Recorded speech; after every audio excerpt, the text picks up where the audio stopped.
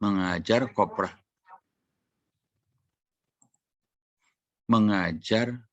koperasi. Nah, sekarang pertanyaannya, metode apa yang paling efektif untuk mengajarkan koperasi? Karena banyak metode. Ada model jigsaw, metodenya banyak-banyak, ada banyak nih. Tekniknya banyak gitu ya. Ada jigsaw, ada star dan lain-lain.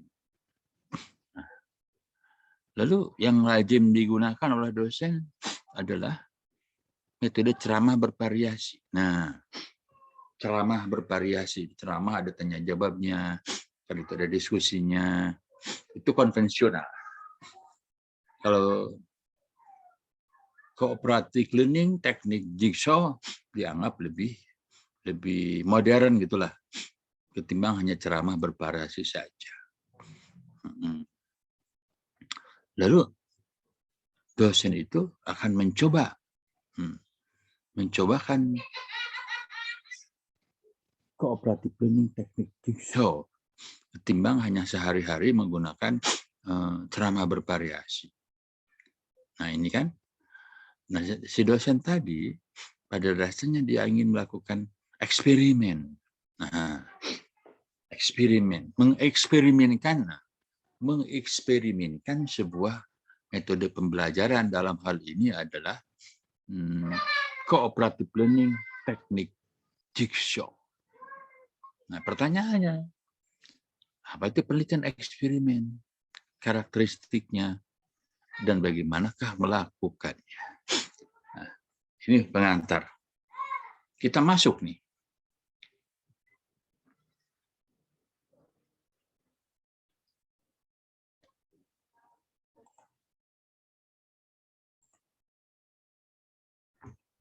Oke, biar lebih besar. Nah, sebelum bagaimana melakukannya, kita pertegas ini. Yang disebut eksperimen itu apa? Metode eksperimen itu apa? Dulu waktu kuliah metode penelitian mungkin hanya sepintas, belum mendalam. Coba mahasiswa baca. Saya, Pak. Ya. Eksperimen merupakan penelitian untuk menemukan hubungan sebab akibat atau kausalitas. Merupakan stop loh, satu dulu. Ini dulu ya. Sebab akibat. Wah, ada sebab, ada akibat, kan begitu. Jadi ada sebab, ada akibat. Kalau dokter, coba saya berikan contoh. Ya, si pasien sakit, berikan obat, jadi sembuh. Sembuhnya karena apa? Karena obat. Karena obat. Ya, itu karena obat. Nah, jadi diberikan obat, maka akibatnya sembuh. Kan gitu. Itu analoginya seperti itu. Coba dibaca yang ini. Yang kedua, eksperimen merupakan pemberian treatment guna memperoleh hasil yang diinginkan. Nah, treatment. Treatment itu perlakuan. Perlakuan. Nah, bisa jadi seorang dokter kan ini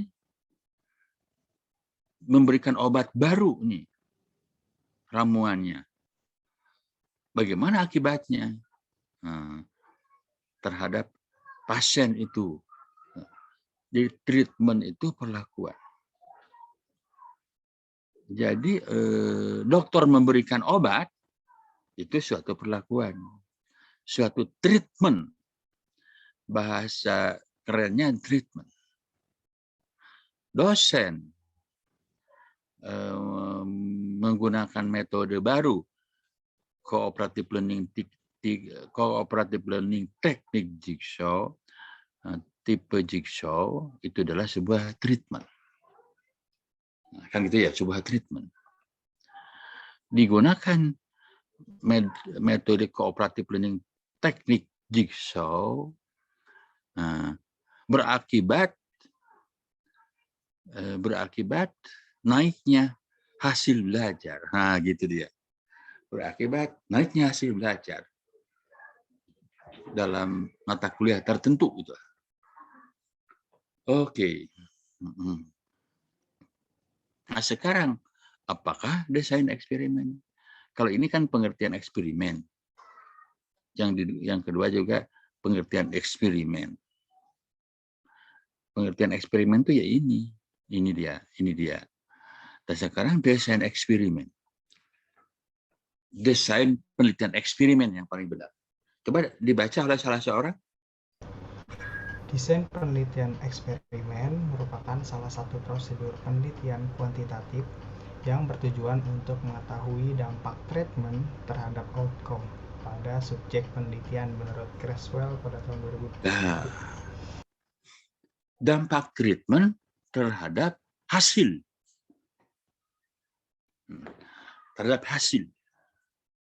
Kalau dalam konteks pendidikan misalnya mahasiswa, outcome itu hasil belajar. Kan gitu. Kalau dalam konteks dokter tadi kan, outcome-nya itu adalah tingkat kesembuhan pasien. Nah gitu. Jadi sederhana sekali ini mahasiswa nih. Inilah yang disebut dengan desain eksperimen. Desain penelitian eksperimen. Prosedur penelitian kuantitatif yang bertujuan untuk mengetahui dampak treatment terhadap outcome, terhadap hasil pada subjek penelitian. Subjek penelitiannya kan kalau mahasiswa ya para mahasiswa, kalau dosen ya para mahasiswa nih subjeknya, kalau guru ya murid tadi, murid para siswa kan gitu. Kalau dokter apa subjeknya? Pasien. Pasien tadi itu. Nah, pasien. Oke. Nah, ini dia. Itu dia. Sampai di situ jelas saja lah gitu loh. Oh, ini yang dimaksud desain eksperimen. Nanti pertanyaan kita kan ada berapa jenis desain eksperimen? Gitu. Ada berapa jenis berapa jenis desain eksperimen itu tatkala kita akan mengadakan treatment. Treatment itu perlakuan.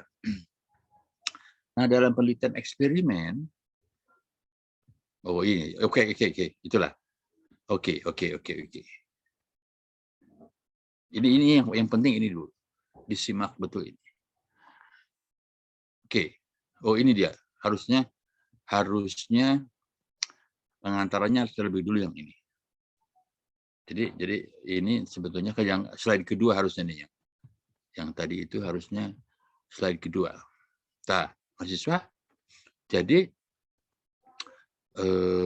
ini yang pertama harusnya pendekatan atau metode penelitian itu menurut timbulnya variabel. Nah, menurut timbulnya variabel. Ada penelitian non eksperimen terdiri dari penelitian korelasi, kasus, deskriptif, dan explanatory. Nah, ini sudah dipelajari dalam mata kuliah metodologi penelitian. Ada penelitian eksperimen. Nah, dalam penelitian eksperimen, variabelnya, variabelnya itu dimunculkan oleh si peneliti. Nah, ini dia. Ini agak susah nih pahaminya. Dalam penelitian eksperimen, variabelnya itu dimunculkan oleh si peneliti. Nah, kalau dalam penelitian non-eksperimen, variabelnya sudah ada. Sudah ada. Contoh, ini. Pengaruh motivasi belajar dan pengaruh motivasi belajar dan kebiasaan belajar terhadap hasil belajar. Nah, itu ya. Oke. Pengaruh motivasi belajar dan hasil belajar, pengaruh motivasi belajar dan kebiasaan belajar terhadap hasil belajar. Oh. Jadi X1, X2-nya adalah motivasi belajar dan hasil belajar. Variabel independennya gitu ya. Motivasi belajar dan kebiasaan belajar. Variabel dependennya hasil belajar. Tuh aja. Saya ulang kembali. Contoh. Pengaruh motivasi belajar dan kebiasaan belajar terhadap hasil belajar. Jadi, pengaruh X1 dan X2 terhadap Y. Nah, Y. Jadi,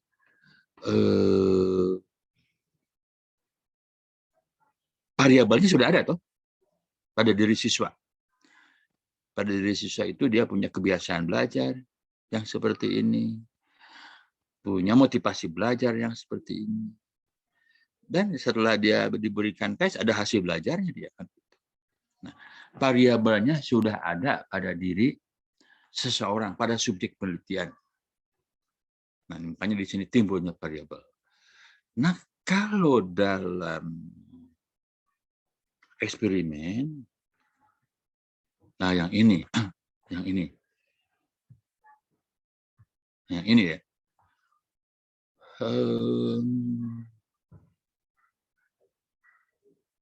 Variabelnya yang dimaksud di sini, variabel X-nya, kan gitu, X-nya ya, terutama X-nya, bukan Y-nya, dimunculkan oleh si peneliti dalam bentuk apa?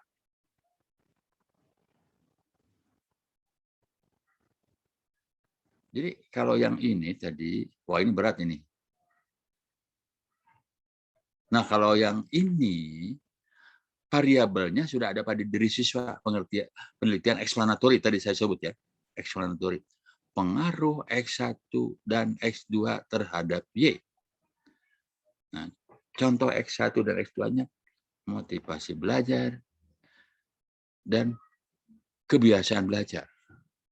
Y-nya hasil belajar.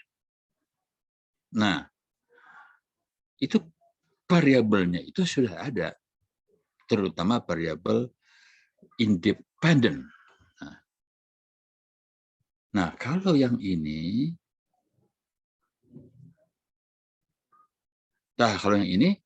variabel independennya belum ada, tapi dimunculkan oleh si peneliti. Variabel Y-nya, independennya sudah ada. Bisa ada, sudah ada lah, bisa ada dan tidak diberikan lagi oleh si peneliti. Hasil belajar contohnya. Nah, hasil belajar contohnya, Y-nya. Nah, kalau X-nya apa kalau di sini? Ada yang bisa jawab nih?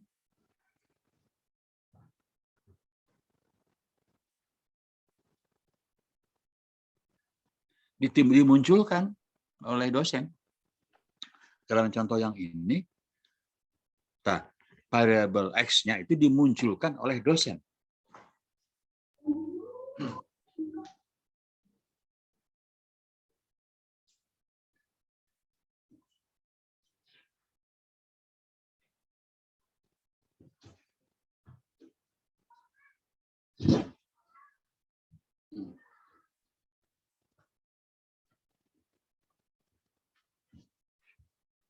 Tentu kalau sudah dimunculkan oleh dosen variabel X-nya, Y-nya juga akan muncul. Apa itu?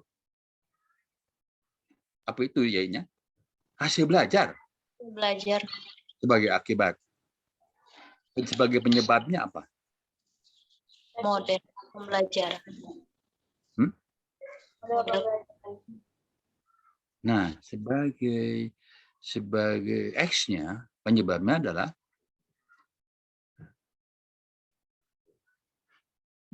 bukan mode pembelajaran kooperatif teknik jigsaw, karena itu mah bukan variabel. Tetapi apakah variabelnya?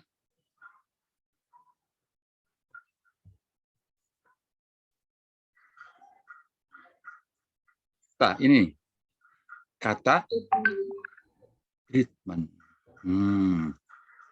Treatment apa? Treatment model pembelajaran kooperatif teknik jigsaw.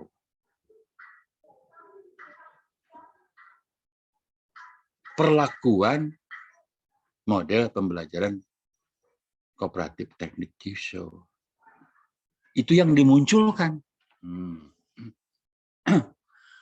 Lalu ini juga menjadi penyebab.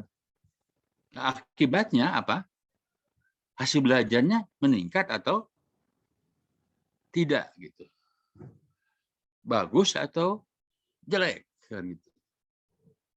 Itu tidak dia ini. Jadi ini kata treatment. Treatment. Tuh.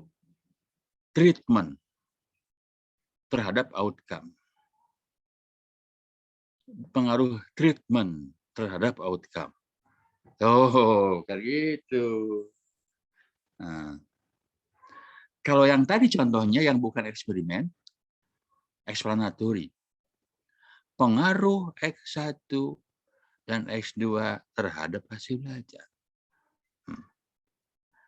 X1-nya motivasi belajar, X2-nya X2-nya kebiasaan belajar. Sudah ada pada diri siswa itu. Sudah ada kebiasaan belajarnya, motivasi belajarnya. Dan juga hasil belajarnya. Kan mahasiswa tuh, para siswa itu setiap belajar satu materi, satu KD, kan itu ya, KD, kan diberikan tes oleh guru, kan gitu. Berapa hasil tesnya kan? Nah kalau ini bukan seperti itu. Berikan treatment, lalu berikan tes. Jadi kalau ini gini nih, ini ya, yang ini mah. Berikan treatment, berikan tes. Jadi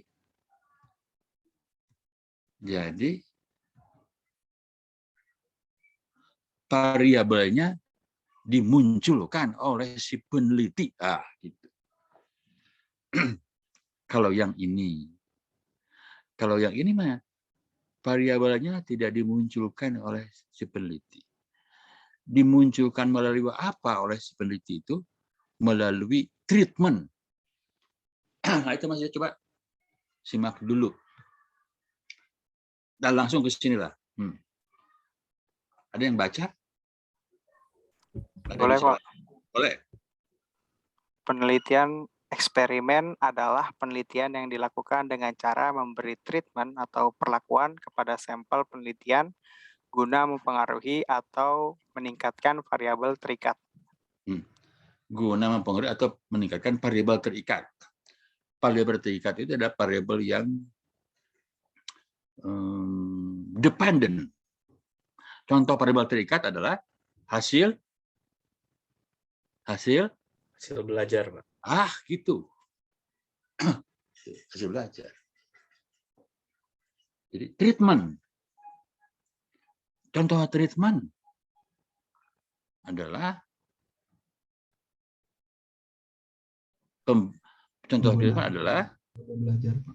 perlakuan atau pelaksanaan pembelajaran dengan menggunakan model kooperatif learning teknik jigsaw. Itu dia. Nah, gitu. Jadi kalau itu tidak dipahami, ya tidak bisa berlanjut. Jadi, maksudnya ya, sudah saya tayangkan 1 PPT, 2 PPT, 3 PPT, 4 PPT dengan ini. Untuk memahami penelitian eksperimen. Gitu. Kalau ini sudah mengerti, bisa kita lanjut. treatment. Kata kuncinya treatment atau perlakuan kepada sampel guna mempengaruhi hubungan, mempengaruhi atau meningkatkan variabel terikat. Variabel terikat. Y kan gitu ya. Y variabel terikat. Kalau variabel X-nya apa? Variabel bebasnya? Halo? Treatment. Treatment. Treatment apa? Nah, gitu. Treatment apa? Nah, kan gitu masalahnya. Treatment apa? Kalau dokter, treatmentnya pemberian obat. Itu. Kalau guru, nah, menggunakan model pembelajaran tertentu, itu kan treatment. Kalau ahli di bidang pertanian, apa coba treatmentnya? Pemberian pupuk, Pak. Pemberian pupuk. Itu. Dokter, pemberian obat. Ya. Itu. Sehingga bisa meningkatkan apa? Kalau dokter bukan meningkatkan lah. Pemberian obat itu bisa menyembuhkan pasien. Nah, kalau ahli pertanian, pemberian pupuk untuk meningkatkan apa? Kesuburan tanamannya, Pak. Iya, ujung-ujungnya apa? Hasil, Panen, Pak. Pak. Hasil panen, Pak. Ah, Panen. itu dia. Udah lah. Cukup. Oke. Terus. Nah, ini treatment variable independent. Hasil belajar adalah variable dependent. Nah, treatment dapat dilakukan dalam beberapa kondisi. Kata kunci untuk eksperimen itu ya ini pemberian treatment sebagai variabel bebas atau independen. Nah, variabel dependennya hasil belajar contohnya. Hasil belajar. Oke. Hasil belajar pun bisa dibagi-bagi kan. Menurut taksonomi Bloom tuh aspek kognitif, afektif, dan psikomotorik. Kognitif pun dibagi-bagi lagi. Kemampuan mengingat, memahami, kan gitu ya, menerapkan, dan seterusnya. Itu hasil belajar. Sampai kemampuan berpikir kreatif yang terakhir. Nah, oke. Yang ini, desain penelitian eksperimen yang ini,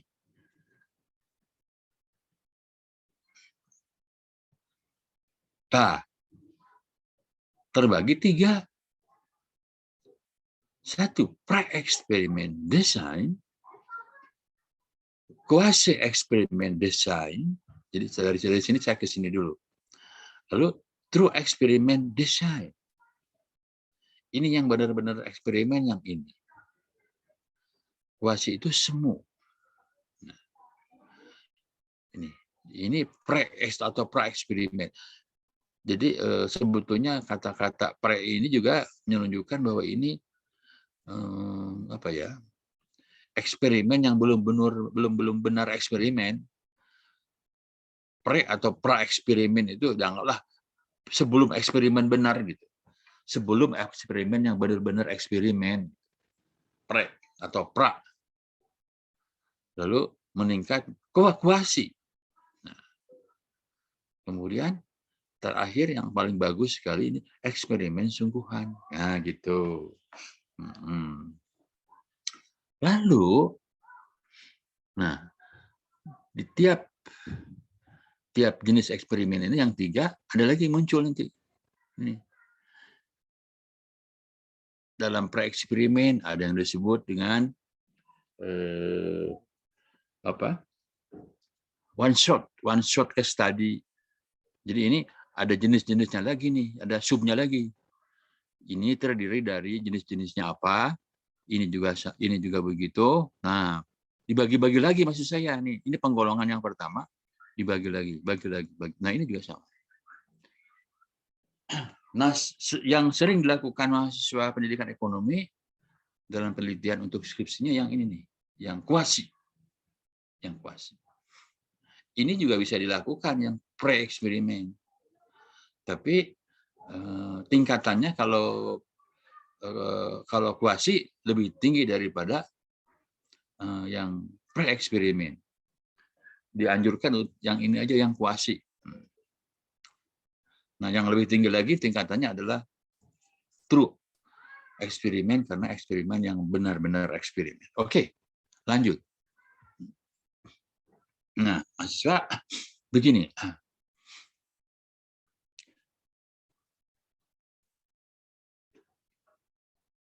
Yang golongan yang pertama, one shot case study. Satu desain. One shot itu ya sekali tembak lah gitu ya. Nah, coba lihat ini.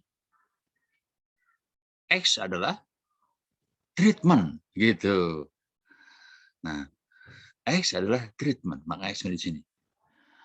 Kemudian post test. Ini dia, post test.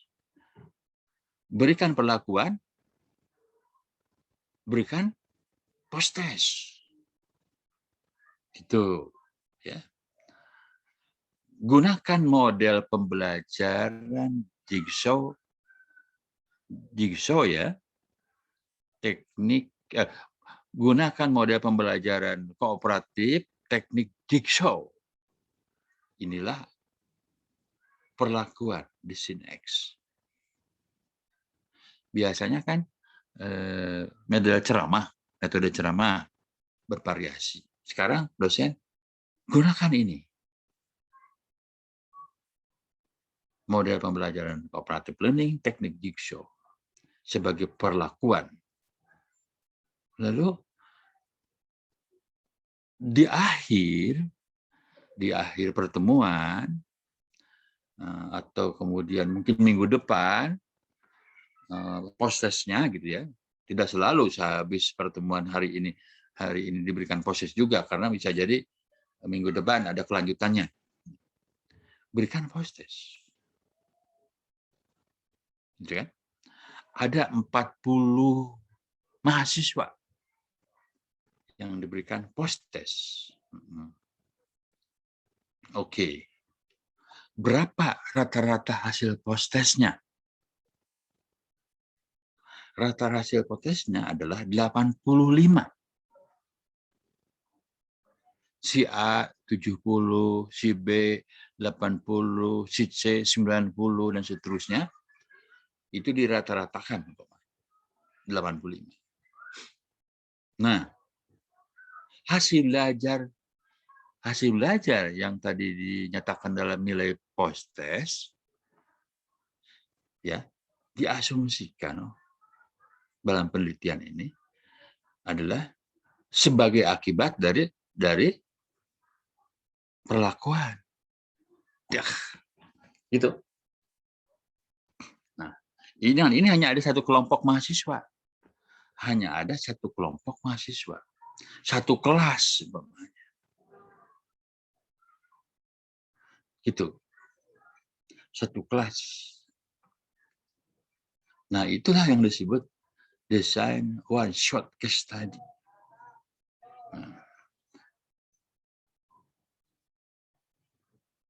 Nah, kita bahas dua aja lah hari ini. Nah, kalau ini one group pre-test, post-test. Sama ini juga one group. Nah, ini sekarang one group pre-test, post-test design. Nah, pre-test. Pre-test rajinnya diselenggarakan di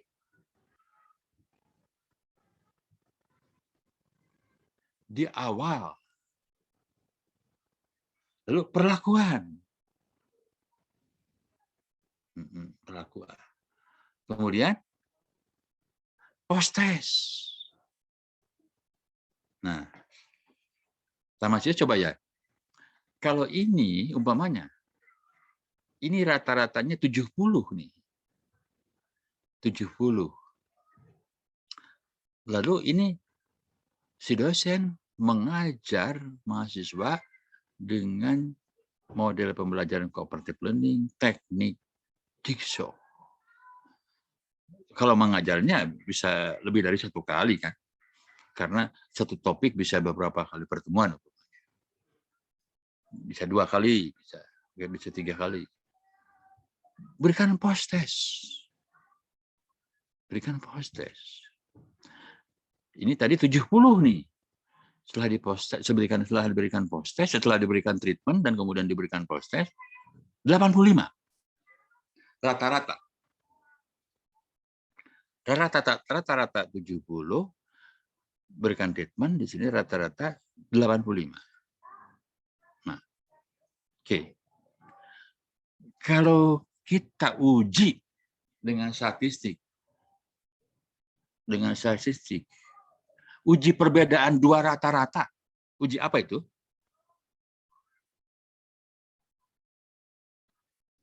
Statistik inferensial. Uji beda 2 rata-rata. Statistika apa itu?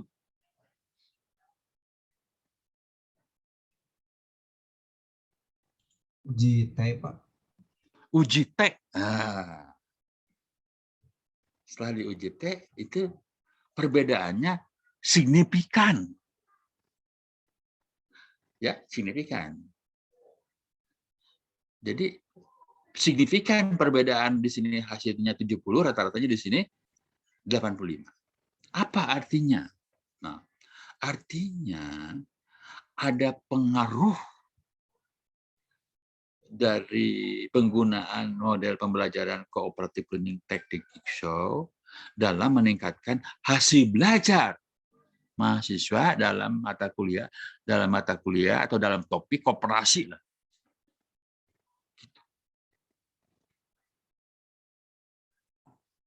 Uji beda. Kalau di sini tidak ada uji beda kan? Perlakuan berikan tes. Nah, jadi gitu mahasiswa ya. Ini ternyata yang 2 ini banyak digunakan dalam penelitian skripsi untuk program-program studi lain. Di pendidikan ekonomi yang 2 belum pernah digunakan. Banyak digunakan oleh program studi lain, termasuk yang di luar UPI. Nah, begitu mahasiswa. Jadi saya yang ini baru membahas 2 saja. Ini dan ini gampang. Gitu. Silakan kalau ada pertanyaan dulu. Nah, silakan bertanya ya. Tapi sekarang sudah saya berikan tugas. Sekarang masih bentuk kelompok. Katakanlah ada 40 orang mahasiswa ya. Atau 45. Totalnya. Ya? 45 totalnya, Pak. 45. Kalau dibagi 5 jadi berapa kelompok ya? 9, Pak. 9. 9. Nah, oke, kita akan mempelajari ini dulu. Ini one shot case study, dan ini dia. Nah, mungkin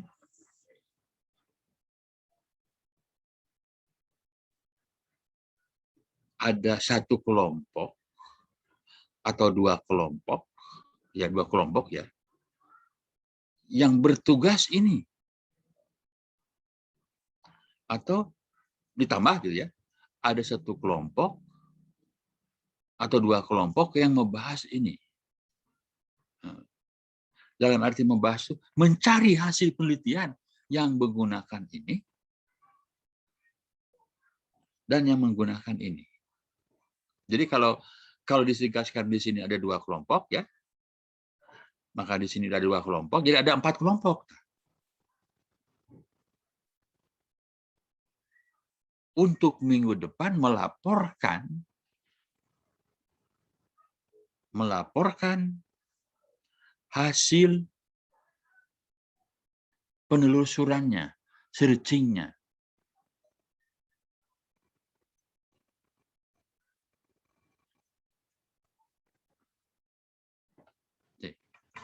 Pendapat mahasiswa, cukup satu kelompok atau perlu dua kelompok?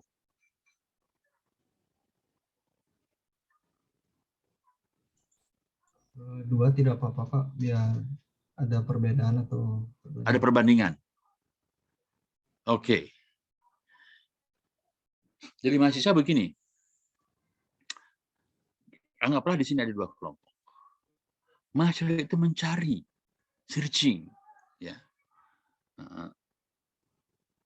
hasil-hasil penelitian di internet, ya, di internet. Bisa itu mungkin skripsi yang di-upload di internet, artikel, jurnal, pilihan lainnya, datang ke perpustakaan. Karena sekarang sudah mulai ada tanda-tanda pelayanan luring. Gitu. Nah, jadi dapat satu artikel, dibahas di kelompoknya, lalu dibuat oleh mahasiswa laporannya bahwa yang dimaksud case tadi dalam contoh ini ada seperti ini. Nah, tapi mahasiswa kajiannya berawal dulu dari kajian, maksudnya pelaporannya dimulai dari apakah yang dimaksud one shot case study. Kajian teoritis one shot case study dan kajian empiris. Inilah contoh hasil penelitiannya. Baik Mas ya, saya pertegas kembali. Asumsi di sini ada dua kelompok. Sama-sama akan mempelajari, mendalami satu jenis penelitian pre-eksperimen. One shot case study.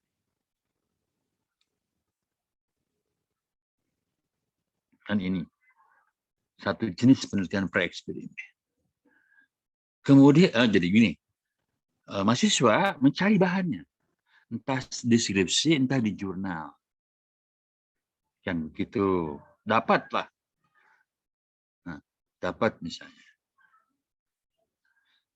dapat 4, dapat 5, tapi pilih satu sajalah untuk dikaji secara seksama.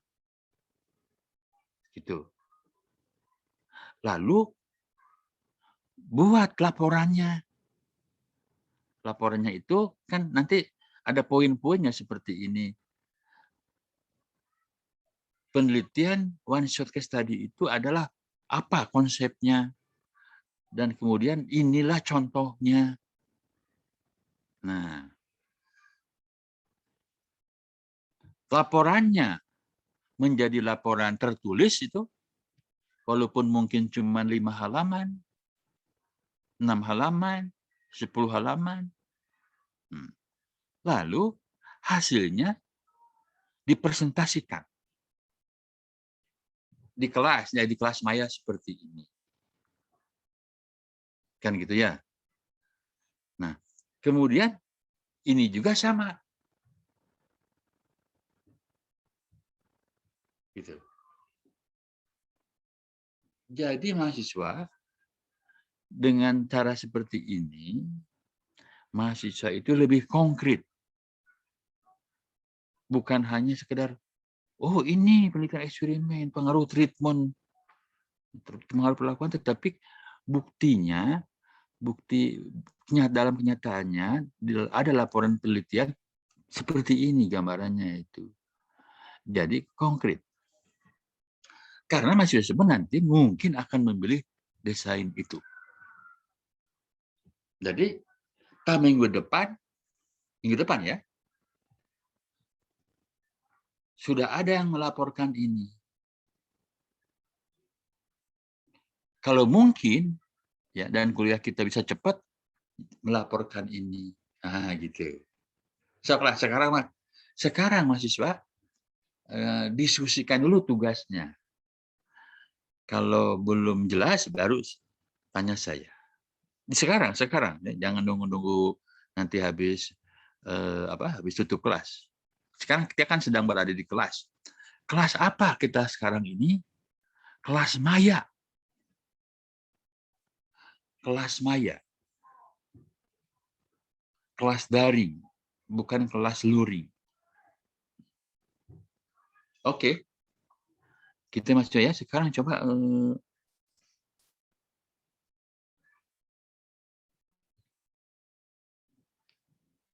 coba diskusikan dulu. Pak izin bertanya Pak.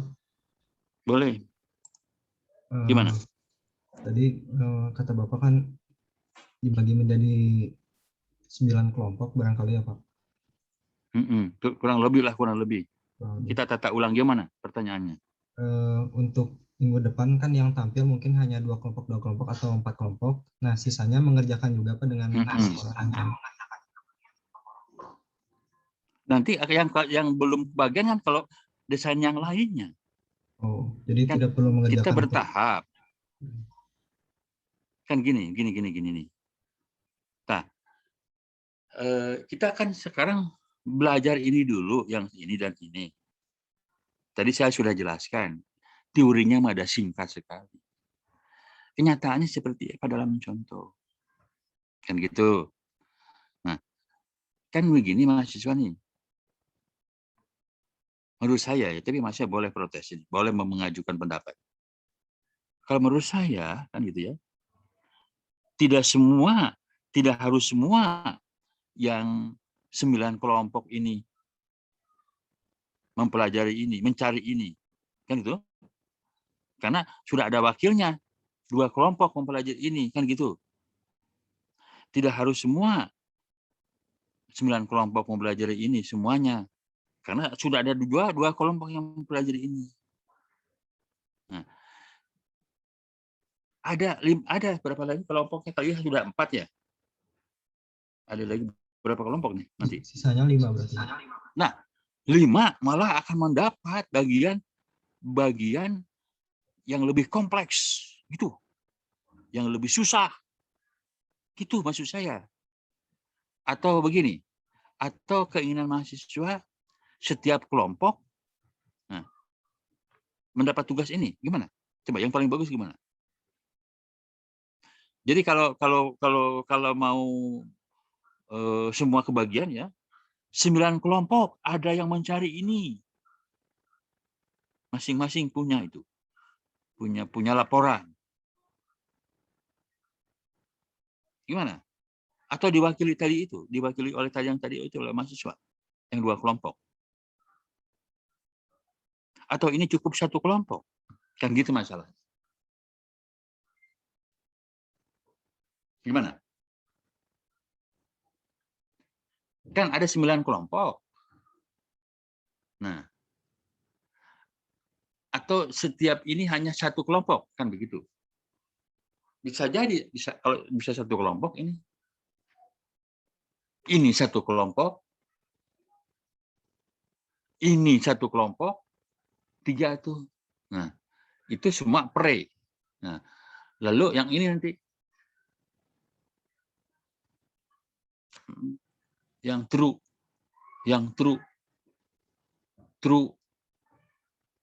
yang kuasi, yang lebih rumit ini dia. Atau bagaimana? Kalau saya tadi berpendapat, ini cukup diwakili oleh 2 kelompok. Ini cukup diwakili oleh 2 kelompok. Atau paling sedikit ya 1 kelompok. Ini 1 kelompok, ini 1 kelompok. Bagaimana pendapat mahasiswa?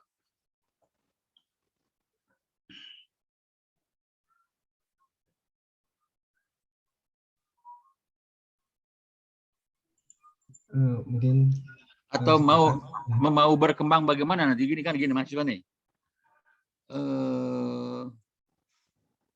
dalam situasi seperti ini ya, karena kita juga tidak bisa ke perpustakaan secara langsung ya, bisa jadi ini mahasiswa searching di internetnya kesulitan itulah. Nah, itu dah, ada kemungkinan hambatannya itu. Kalau sedang luring maka di perpustakaan banyak itu. Gimana coba? Mahasiswa? Atau dalam progres aja ada laporan ke saya. Sekarang itu mahasiswa masuk ke internet, ternyata yang didapatkan ini cuma satu contoh. Yang didapatkan ini satu contoh gitu. Jadi gini aja menurut saya kalau memang ragu-ragu. Semua searching masuk gitu. Nah, nanti hasil searching ada yang mendapatkan berapa penelitian. Bisa jadi satu kelas ini hanya mendapatkan ini tuh 1 atau 2. Gimana? Jadi nanti laporan progresnya setelah mahasiswa searching. Sehingga nanti penentuan kelompoknya itu belakangan gitu. Setelah mahasiswa melakukan searching itu bahan. Gimana?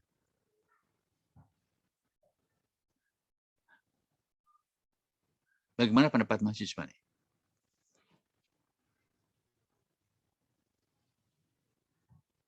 Kalau mahasiswa semester yang sebelumnya tahun lalu berhasil. Sama sedang situasi daring.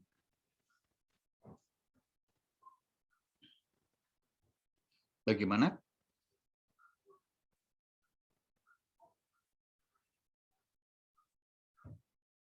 Atau dalam waktu 2 hari ini melakukan searching dulu, baru laporan ke saya. Baru nanti ada pembagian tugasnya gitu. Gimana?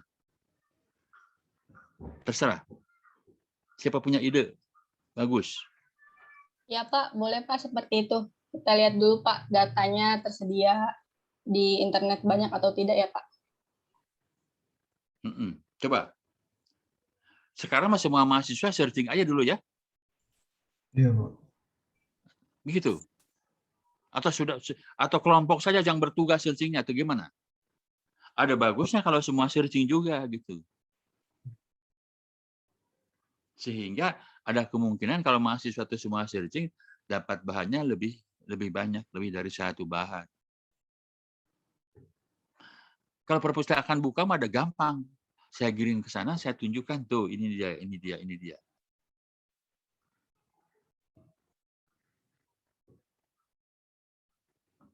Bagaimana?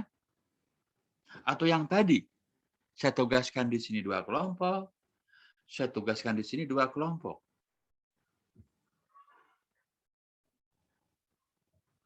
Sehingga yang searching itu, yang searching serius, kelompok ini, yang 2 dan 2 itu gitu. Baik Pak, boleh. Bagaimana yang lebih efektif menurut mahasiswa? Mungkin yang 2 kelompok Pak. Jadi diwakili saja. Boleh. Kelompok lainnya di pertemuan atau materi yang berikutnya mungkin Pak. Sudah pasti yang belum kegiliran pasti ada tugas untuk desain yang lain. Baik, begini aja lah kalau gitu Mas ya. Coba ada 2 kelompok yang searching desain ini. One shot case study.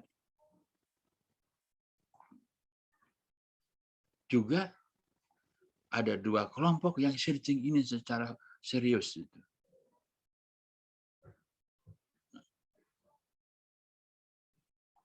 Tapi nanti begini, di perjalanan ini, artinya belum sampai ke pertemuan minggu depan, sudah ada di grup itu melaporkan pada saya bahwa saya sudah dapat bahan. Kata kelompok 1. Kata kelompok 2, saya tidak dapat. Atau kata kelompok 2 itu, saya dapat bahan yang sama dengan kelompok 1. Tuh kan. Kalau bahan yang sama, buat apa dipresentasikan kan oleh 2 kelompok kan gitu ya? Betul? Katakan kelompok 1 mendapat 1 bahan. Kelompok 2 pun sama, dengan bahan yang diperoleh kelompok 1. Buat apa presentasi dua-duanya kan? Kalau bahannya sama. Gitu.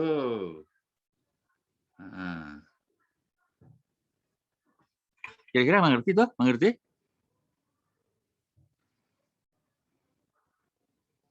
Nah, makanya di perjalanan 2-3 hari kemudian dari hari ini, coba di grup itu ada laporan hasil searching. Bahwa ada kelas 1 kelompok dan mendapatkan tugas, jadi kelompok 1 dapat dan siap melaporkan. Kelompok kedua dapat dan siap melaporkan.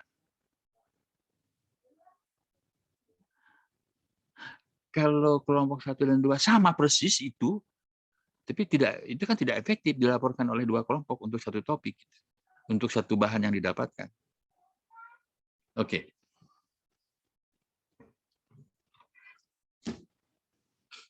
Siapa dapat ide? Punya ide lain? Pak, izin memberikan saran. Boleh.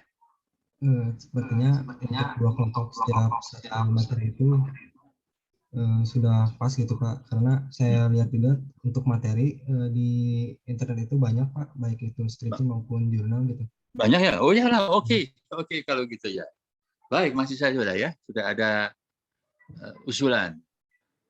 Sudah ada usulan, silahkanlah ada 2 kelompok yang masing-masing mencari desain ini, mencari desain yang ini.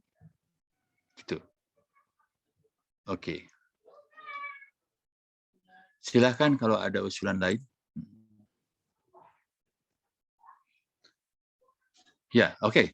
Sementara cukup dulu ya, udahlah. Kira-kira kalau sudah jelas, Mak. Kalau sudah jelas, tidak ada pertanyaan, sekarang masuk saja dulu mencari bahan. Di perjalanan, di grup itu ya boleh. Di grup itu mahasiswa menyatakan laporan sementara hasil searchingnya seperti ini. Nah, kalau memang di grup, aduh agar sungkan, bisa dijapri ke saya gitu. Kalau di grup agak sungkan ini, lah malu dengan teman, japri saja. Masing-masing bisa menjapri ke saya. Tidak selalu di grup. Kalau di grup agak sungkan. Baik mahasiswa, kalau serba jelas. Tapi tadi, paparan saya bisa dimengerti tidak tentang desain eksperimen. Itulah jenisnya. Bisa, Pak. Baiklah kalau gitu mahasiswa ya. Saya pikir cukuplah untuk pertemuan hari ini. Kita lanjut ke pertemuan minggu depan, tetapi tetap ada proses pada waktu proses searching dan ya, saya arahkan. Sekian dulu mahasiswa ya. Alhamdulillah kita bisa mengakhiri perkuliahan ini. Semoga ini perkuliahan bermanfaat bagi mahasiswa dan mahasiswa juga akan melakukan belajar untuk melakukan pendalaman. Mudah-mudahan juga diberikan kelancaran. Sama-sama kita mengucapkan hamdalah. Alhamdulillahirabbil alamin. Sampai bertemu di perkuliahan minggu depan. Assalamualaikum warahmatullahi wabarakatuh. Waalaikumsalam. Terima kasih Pak. Terima kasih Pak.